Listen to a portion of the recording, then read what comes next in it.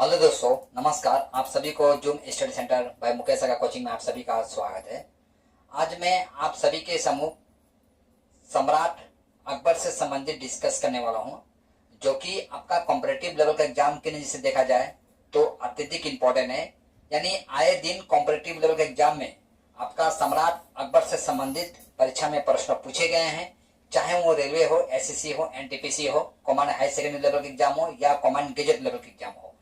तो समय ना गंवाते हुए हम टॉपिक्स की ओर बढ़ना चाहूंगा। इससे पहले आप सभी से आग्रह है, यदि आप नए हैं तो मेरे चैनल को सब्सक्राइब कर दीजिए और इस वीडियो में अंत तक बना रहिएगा।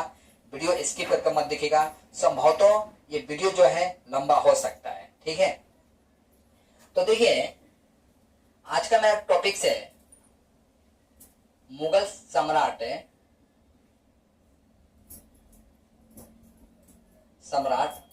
अकबर।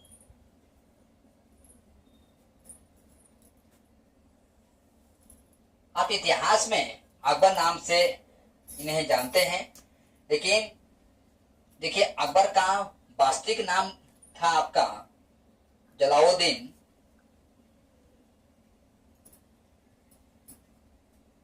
जलालुद्दीन मोहम्मद अकबर।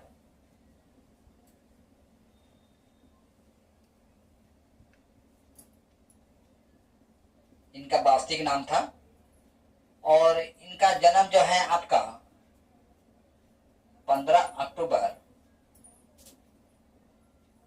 1542 ईस्वी में होता है, पंजाब का कलानौर प्रांत में नामक स्थान में।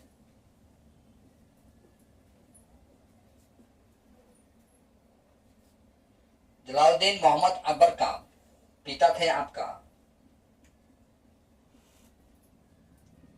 हुमायूं और इनका माता थी बानू बेगम। आपका अकबर का जो गुरुजी थे, गुरुजी का नाम था अब्दुल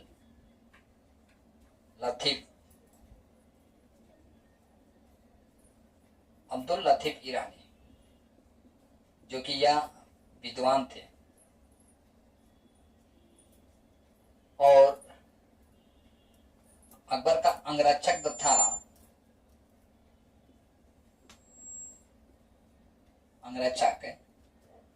वो आपका बैरम खां था, जो कि बैरम खान जो है 1556 से लेकर 1560 ईस्वी तक रहता है। ठीक है, और यह काफी क्रूर सैनिक था। ऐसा माना जाता है कि यह 6 महीने के बच्चों को भी गला रेत कर मार देता है। ठीक है, इससे पता चलता है यह अत्यधिक क्रूर क्रूर सैनिक था, जो कि अकबर का आपका अंगरक्षक था, ये यानी बॉडीगार्ड। ठीक है, अकबर जो है इनका राज्याभिषेक जो होता है आपका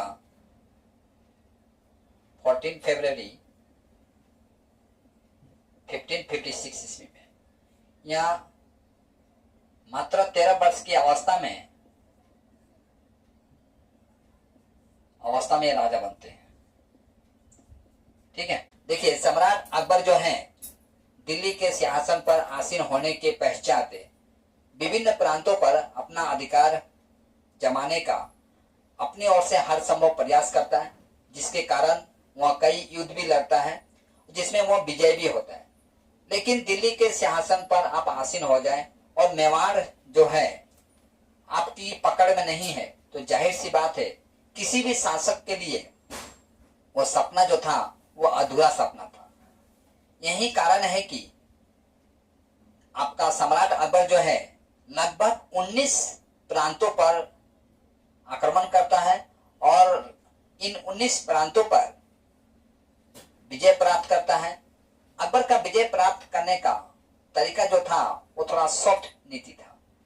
किसी प्रांत को यानी किसी प्रांत के जो शासक हुआ करते थे उन्हें समझौते के तहत मुगल सल्तनत काल में शामिल कर लेता था और जो समझौते में नहीं आते थे उन्हें युद्ध के जरिए अपने प्रांत में शामिल कर लेता था।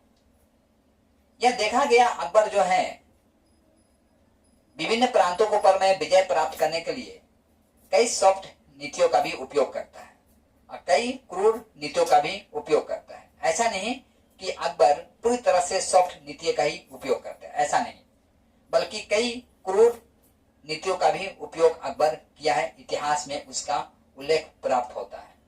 उदाहरण के तौर पर आप हल्दी घाटी का युद्ध समझ सकते हैं। खैर, तो अकबर जो है लगभग 19 प्रांतों पर अपना विजय प्राप्त किया था, लेकिन इन सारे प्रांतों से संबंधित आपका परीक्षा में प्रश्न नहीं पूछा जाता है। मैं उन्हीं प्रांतों से संबंधित डिस्कस करूंगा जो कि आपका परीक्षा में प्रश्न पूछे जाते हैं। ठीक है, तो हम देखते हैं अकबर द्वारा विजय प्राप्त किया गया प्रांत। ठीक है, अकबर द्वारा विजय प्राप्त किया गया प्रांत। देखिए, मैं हेडिंग देता हूं अपने तरफ से, आप चाहे तो कुछ और भी हेडिंग दे सकते हैं। ठीक है, तो यह मालवा जो है, मालवा पर विजय प्राप्त करता है आपका 1562 ईस्वी में। गुजरात पर 1572 ईस्वी में और बिहार बंगाल पर विजय प्राप्त करता है 1574 ईस्वी में। काबुल पर विजय प्राप्त करता है आपका 1581 ईस्वी में। इसके पश्चात कश्मीर पर विजय प्राप्त करता हुआ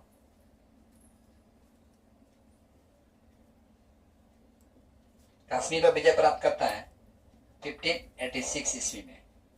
ठीक है, इसके पश्चात हम देखते हैं यहाँ उड़ीसा पर भी विजय प्राप्त करता है।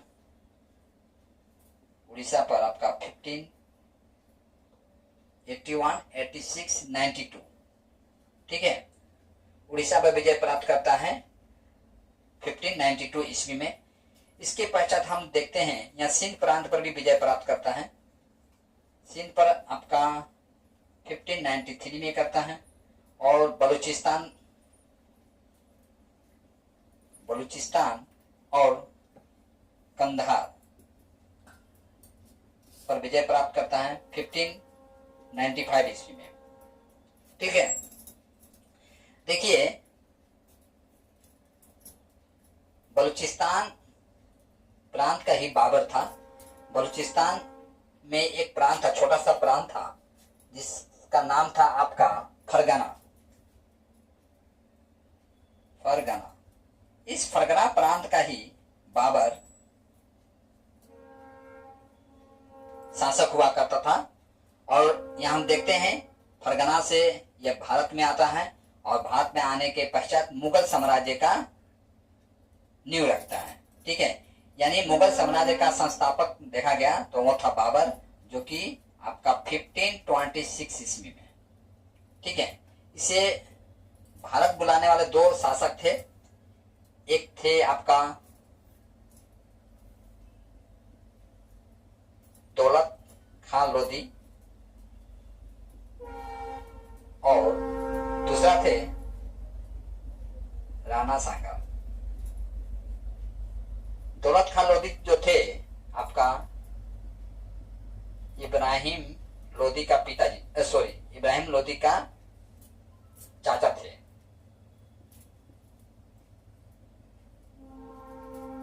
ठीक है, और बाबर जो है भारत में आकर ही एक लड़ाई लड़ता है 1526 ईस्वी में, जो कि बाबर और इब्राहिम लोधी के बीच में पानीपत का प्रथम युद्ध होता है। इस युद्ध को हम पानीपत का प्रथम युद्ध के नाम से जानते हैं।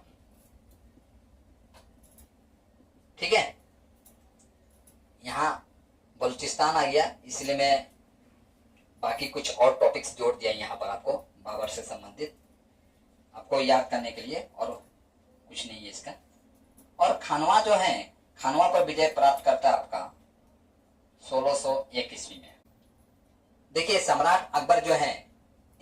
प्रांतों पर विजय प्राप्त करने के पश्चात उसका प्रशासनिक नीति सुदृढ़ बना रहे, यानी प्रशासनिक नीतियों का सही तरीके से अमल किया जाए। इसके लिए वो क्या करता है, इन विभिन्न प्रांतों पर एक गवर्नर का नियुक्ति करता है जो कि प्रशासनिक नीति का मुखिया हुआ करते थे। ठीक है, तो मैं चाहूंगा इतना पे स्क्रीनशॉट लीजिए, इसके पश्चात हम लोग आगे की तरफ बढ़ते हैं। ठीक है, देखिए जिस तरह से मैं आपको बताया कि अकबर जो है विभिन्न प्रांतों पर अपना अधिकार जमाता है, लेकिन एक प्रांत ऐसा था कि जिस प्रांत पर वो अपना अधिकार जमाने में पूर्ण रूप से सक्षम नहीं होता है, वह प्रांत था मेवाड़, यानी महाराणा प्रताप वहां के शासक हुआ करते थे। महाराणा प्रताप जो है, हम यहाँ पर किसी एक शासक का नाम ना कहकर हम उन्हें एक व्यक्तित्व कहना चाहूंगा। महाराणा एक नाम ना होकर एक व्यक्तित्व थे। व्यक्तित्व कहने का मतलब यह है कि महाराणा प्रताप किसी भी कीमत पर मुगल सल्तनत काल के अंतर्गत रहकर अपना शासन को चलाना पसंद नहीं करते थे, और वो नहीं चाहते थे कि मेवाड़ जो है किसी भी कीमत पर आपका अकबर की अधीनता को स्वीकार करे। इसीलिए हम देखते हैं कि महाराणा प्रताप अंतिम समय तक युद्ध करते हैं। हालांकि उन्हें उनका अंतिम जीवन जो है युद्ध में ही जाता है, और वो एक राजकुमार का जीवन, एक राजा का जीवन जो व्यतीत करते थे, वो राजा का जीवन और राजकुमार का जीवन से निकलकर एक सामान्य जीवन व्यतीत करते हैं, यानी एक सामान्य आदिवासी का जीवन, एक सामान्य व्यक्ति का जो जीवन होता है उस जीवन को वो व्यतीत करते हैं। सामान्य उनका खान पान होता है, सामान्य रहन सहन, सोने की जो सामग्री होती है वो भी सामान्य था।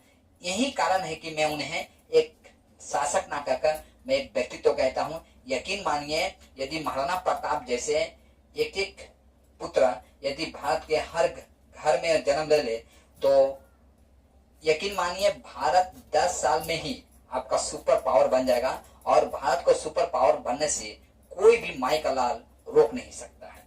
ठीक है, तो हम देखते हैं महाराणा प्रताप और अकबर के बीच में एक युद्ध होता है, जिस युद्ध को हम लोग हल्दी घाटी का युद्ध के नाम से जानते हैं। हल्दी घाटी का युद्ध। देखिए, ये हल्दी घाटी का जो युद्ध है, यानी मेवाड़ का एक ऐसा प्रांत था जिस प्रांत में हल्दी के समान वहां की मिट्टी थी।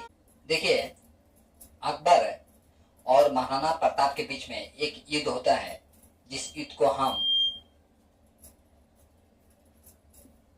हल्दी घाटी का युद्ध कहते हैं।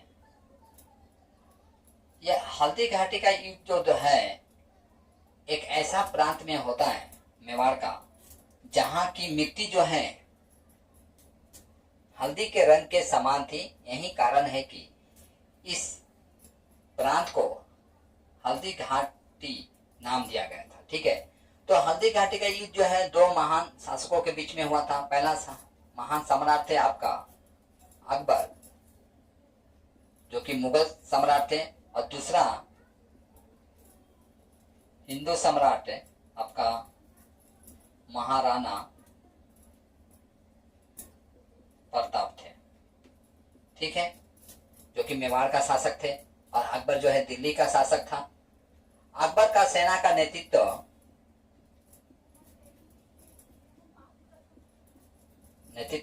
आपका मान सिंह कर रहे थे, और जबकि महाराणा प्रताप अपना सेना का नेतृत्व स्वयं कर रहे थे। हाँ, इनकी सेना में यह देखा गया कि भील की संख्या काफी ज्यादा था। भील सैनिकों का संख्या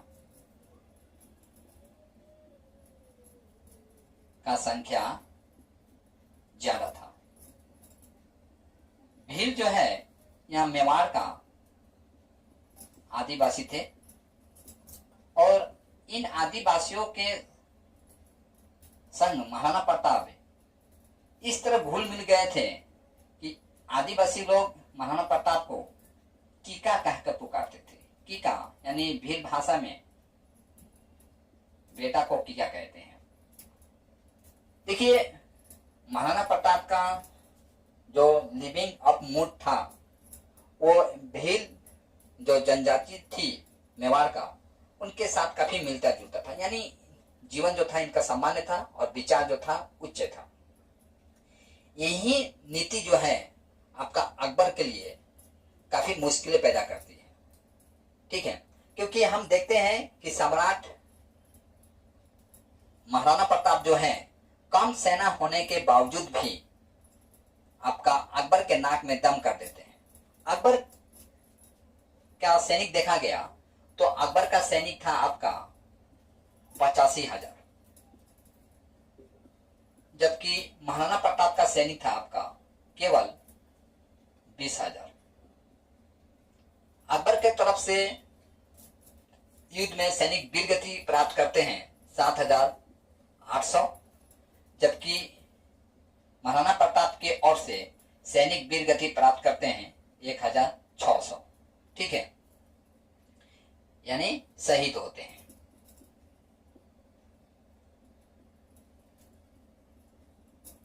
ठीक है, महाराणा प्रताप एक युद्ध नीति का प्रयोग करते थे जिसका चर्चा आज भी भारतीय सेना में होती है।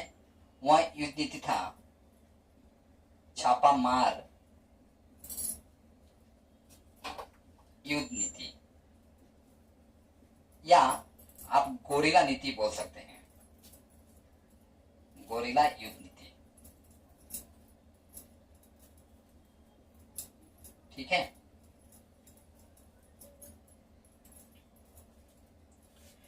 तो हम देखते हैं महाराणा प्रताप का देहांत भी होता है इस युद्ध में। महाराणा प्रताप का देहांत जो है आपका, इनका देहांत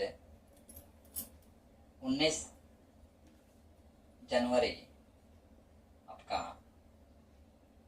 1597 ईस्वी में होता है। महाराणा प्रताप का ये घोड़ा भी था, जो कि घोड़ा का नाम था आपका चेतक, और एक हाथी भी था, हाथी का नाम था आपका राम प्रसाद। इस राम प्रसाद को आपका अकबर का सेना जो है बंदी बना लेता है, और बंदी बनाने के पश्चात इसका नया नामकरण होता है, जिसका नामकरण रखा जाता है पीर प्रसाद। यानी इनका मानना था मुगल सेना का कि पीर बाबा से प्राप्त हुआ है, इसीलिए इसका नाम रखा जाए पीर प्रसाद। और वहीं आपका मान सिंह जो है, मान सिंह का भी एक हाथी था, जिस हाथी का नाम था आपका मर्दाना। मान सिंह एक राजपूत होने के बावजूद भी महाराणा प्रताप का कट्टर दुश्मन हुआ करते थे। तो देखिए, मैं बता रहा था आपको कि मान सिंह और महाराणा प्रताप के बीच में कट्टी दुश्मनी था। कारण यह था कि मान सिंह राजपूत होने के बावजूद वह अकबर के समर्थन में लड़ते हैं, क्योंकि मान सिंह जो है अपना फुआ का विवाह जो है अकबर से करा दिए थे। जिस हिसाब से देखा गया कि मान सिंह और अकबर इन दोनों के बीच में एक रिश्तेदारी बन जाता है, जबकि सम्राट महाराणा प्रताप ये नहीं चाहते थे कि किसी भी कीमत पर राजपूत जो है अपने बहन और बेटी का विवाह जो है किसी भी मुगल सल्तनत काल के शासक के साथ करें। ठीक है, जबकि यह करते हैं इसलिए यही कारण था कि जो कि आपका महाराणा प्रताप आपका मान सिंह का विरोध करते हैं, या मान सिंह जो है महाराणा प्रताप का विरोध में आपका सम्राट अकबर के साथ युद्ध करता है। ठीक है,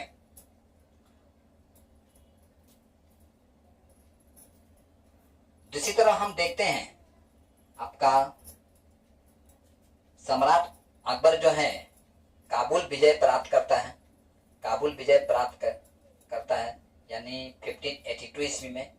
और काबुल विजय प्राप्त करने के पश्चात विभिन्न धर्म के अनुयायी जो थे उनको अपने दरबार में बुलाता है, और बुलाने के पश्चात विभिन्न धर्म के अनुयायियों से यह जानता है कि उनके धर्म का मूल तत्व क्या था। जिस तरह से बौद्ध हो, जैन हो, सिख हो, ईसाई हो, क्रिश्चियन हो, हिंदू हो, ये सारे धर्म के अनुयायियों को, विद्वानों को बुलाता है और उनके धर्म का मूल तत्व जानने का प्रयास करता है और सारे मूल तत्वों को मिलाकर एक धर्म बनाता है, जिस धर्म का नाम देता है वो दीन ए इलाही।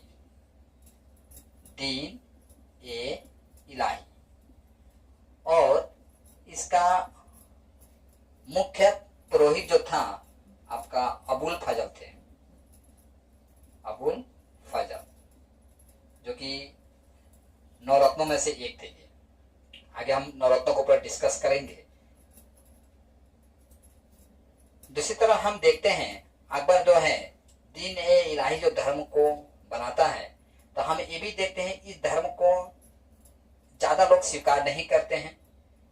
केवल 22 लोग ही इस धर्म को स्वीकार करते हैं। और इस धर्म को स्वीकार करने वाला अंतिम और प्रथम हिंदू शासक जो था आपका, वो था आपका बीरबल। और बीरबल का वास्तविक नाम था आपका महेश दास। महेश दास का एक नया नाम रखा था बीरबल, ये जो कि सम्राट अकबर द्वारा नाम रखा गया था। ठीक है। दूसरी तरफ हम ये भी देखते हैं सम्राट अकबर जो है जैन धर्मगुरु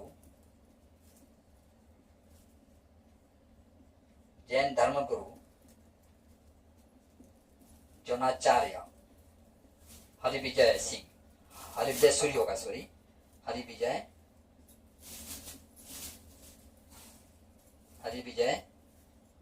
सूरी को एक उपाधि से सम्मानित करता है। उपाधि यह था आपका जगत गुरु। ठीक है। परीक्षा में यहां से प्रश्न पूछा गया है, द्रोणाचार्य हरिविजय सूरी को अकबर किस उपाधि से सम्मानित किया था, तो जगत गुरु से। ठीक है।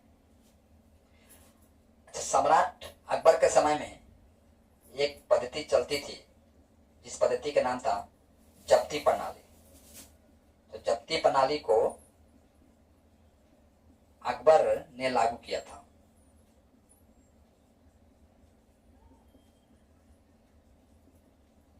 ठीक है। अकबर के समय में कई चित्रकार भी थे इसके दरबार में। तो चित्रकारों में देखा गया आपका तानसेन प्रमुख थे। तानसेन के अलावा बाबा रामदास और बाज बहादुर, इसके अलावा बेजू बाबरे थे। साथ साथ में हम देखते हैं कई चित्रकार भी थे। और इसके दरबार में, अकबर के दरबार में कई चित्रकार भी थे। सॉरी, चित्रकार नहीं, अच्छा सॉरी, मैं यहाँ पर चित्रकार लिख दिया हूं, ये चित्रकार नहीं होगा, ये सब संगीतकार थे।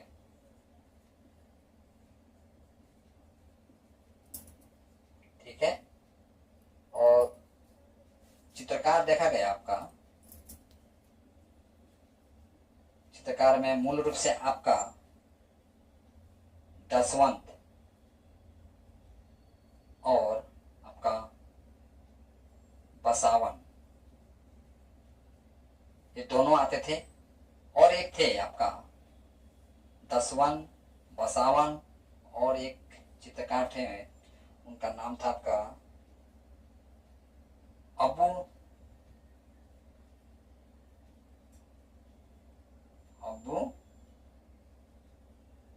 ससमंद। ठीक है। अच्छा, अकबर एक और प्रशासनिक नीति का उपयोग करता है, जैसे कि अभी हम आपको बताएं जब्ती प्रणाली, परीक्षा में पूछा जाता है जब्ती प्रणाली किस मुगल सम्राट के समय में लागू किया गया था, तो यहाँ आपका अकबर के समय में। और एक प्रशासनिक नीति था, वह था आपका मनस बदारी पर था। देखिए, मनसबदारी जो प्रथा जो है, आप थोड़ा इसे डिटेल समझने का कोशिश कीजिए कि देखिए, मनसबदारी जो प्रथा है, ये एक ऐसा प्रथा था जो कि अधिकारी जो होते थे वो कार्य भी करते थे और साथ में दंड भी देते थे। ठीक है, जिस तरह से आप देखते हैं आज के समय में मनसबदारी जो प्रथा जो है आज भी एक हिसाब से लागू है।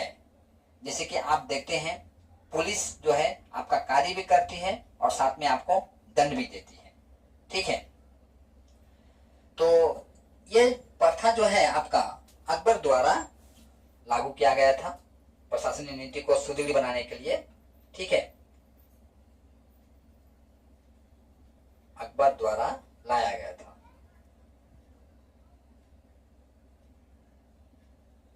दूसरी तरफ हम देखते हैं कि अकबर के साम्राज्य में एक सूफी संत रहा करते थे। तो कभी कभी उनसे भी परीक्षा में प्रश्नों पूछा गया है उनसे संबंधित। तो सूफी संत है आपका सलीम अली चिश्ती। ये सूफी संत है।